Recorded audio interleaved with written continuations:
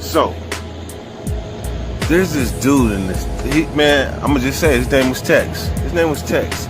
You know, when you first come into the pods, you gotta kind of like look around and survey and see who's who. You'll see who the aggressive motherfuckers is. You'll see who the cool motherfuckers is. You see where the gang members is. You see where the Mexicans is. You're gonna see the dynamics when you come out. But you got to pay attention for who's the apex predators in that motherfucker. See me, when I come into a spot, I figure out who the apex predator is, and I make him my prey, because he ain't finna do them tactics. Cause a lot of that should be tactics, man. A lot of that should be tactics, and I know I ain't about to use one on me. So I identify who possibly, I identify. That's just that's defense mechanism. That's what prison taught me. But that's what the streets taught me. Identify who may possibly be a target. Sometimes you may be wrong, sometimes you may not, but identify. So I looked at Tex, right? He pushing up on everybody in the unit. He roaring up on people and shit. Now I'm coming fresh from Juvenile Hall. I'm like, man, I hope I don't get into it with Tex.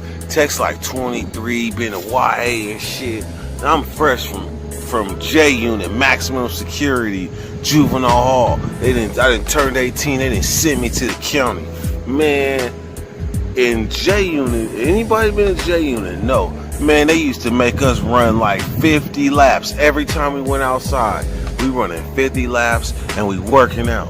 So by the time I got to motherfucking county jail, nigga, I was a chiseled little horse. I had a little oomph, because I've been working out. These big ass niggas in county jail been eating Dunkin' sticks and honey buns and making spreads with crackers and cheese and cup of noodles and shit. So I'm cool. We ain't had none of that shit in Juvenile Hall. We just had our standard tray and then extra snacks we got at night, but that's it. So I was cool. But anyhow, so when I come into the pod, man, it's me, Tex, and a couple other homies. They from Oak Park. They from Oak Park. So anyhow, man, this dude, I ain't gonna say this dude, because as I look back, you know what? It was wrong. I was pressured, but it was wrong. My Tongan partner, man, he from TCG, man. I know him from girls' school.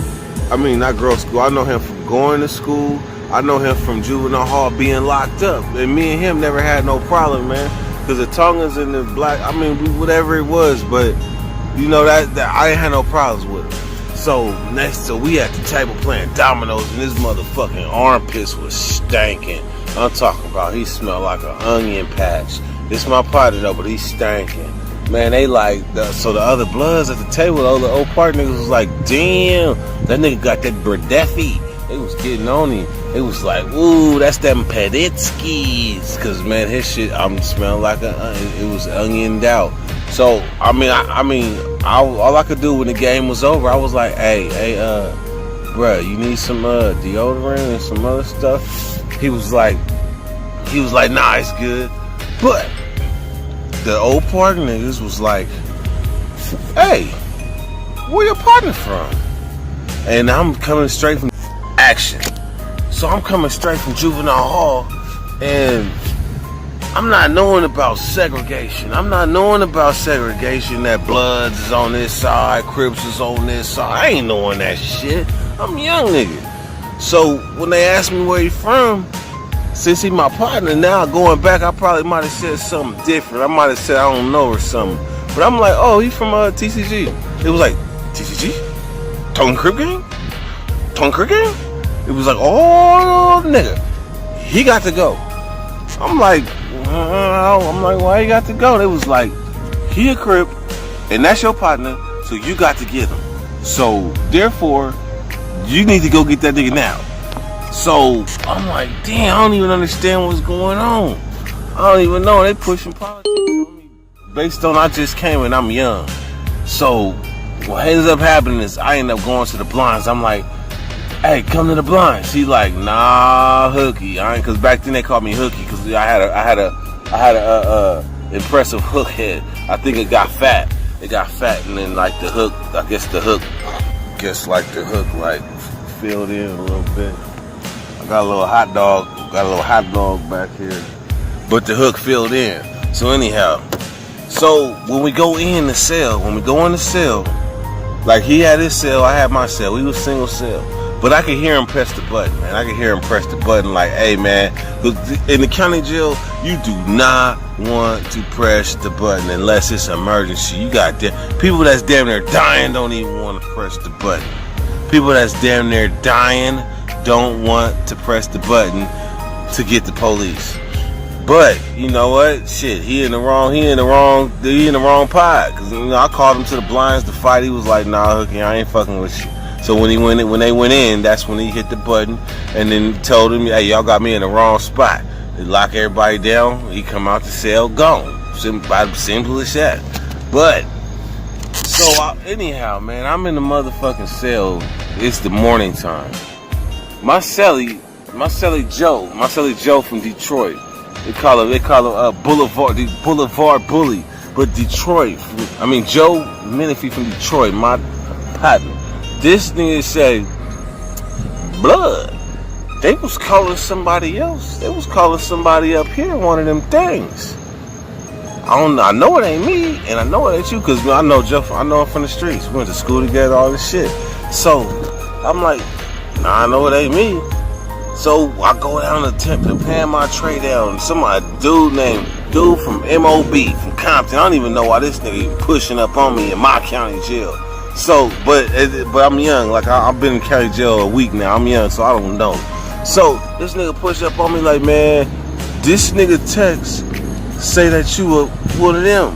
I was like, man, I don't even know what the fuck he talking about. So anyhow, I guess they was on my linea the whole night. It was on my linea the whole night. So motherfuckers didn't know what they was talking about. So basically, what they was doing is they saying this, dude, my partner was a crib.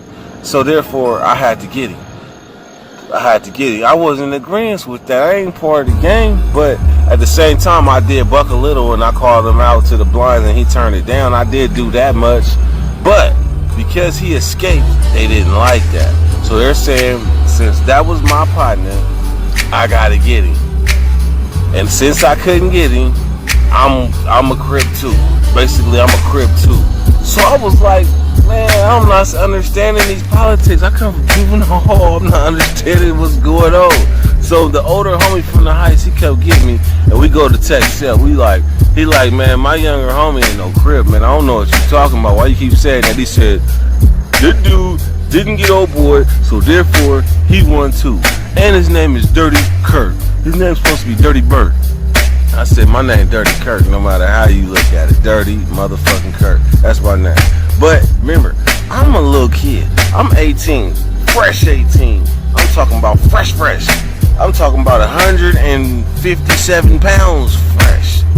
Tex already grown ass 24, been to YA and all this shit. So, man, I'm trying to figure out, I'm thinking about how to get out of it, but I ain't sure. So anyhow, when my big homie walk over there with me and my big homie try to help me, man, the end result is the big homie was like, man, you just gonna have to fight this nigga. I'm like, alright, it's nothing, cause in Juvenile I was scrapping too. I was scrapping into nothing.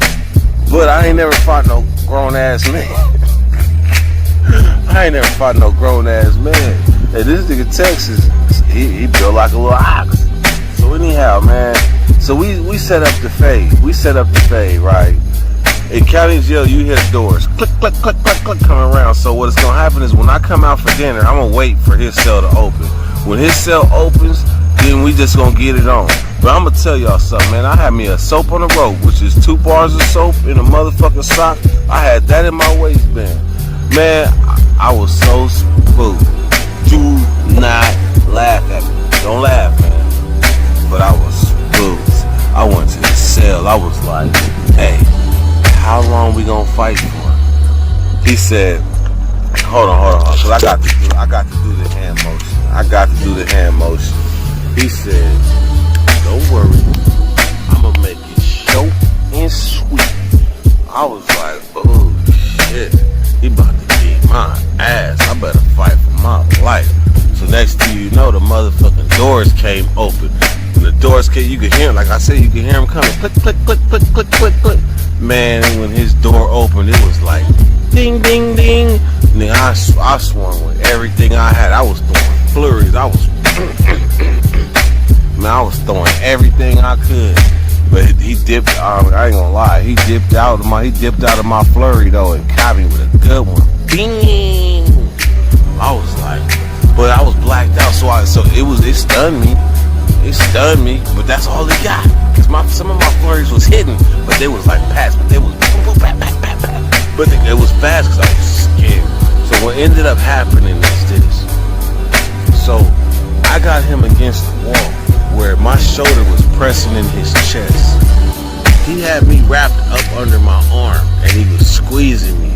When he squeezed me, I mean, first of all, he was his back against the wall, so I was sideways with my shoulder in his chest, hitting him with the uppercuts. And I was landing them too, hell of them motherfuckers. So he had to let me go, but when he was squeezing me up under my arm, my shoulder came out of place. For the first time in my life, I was like this.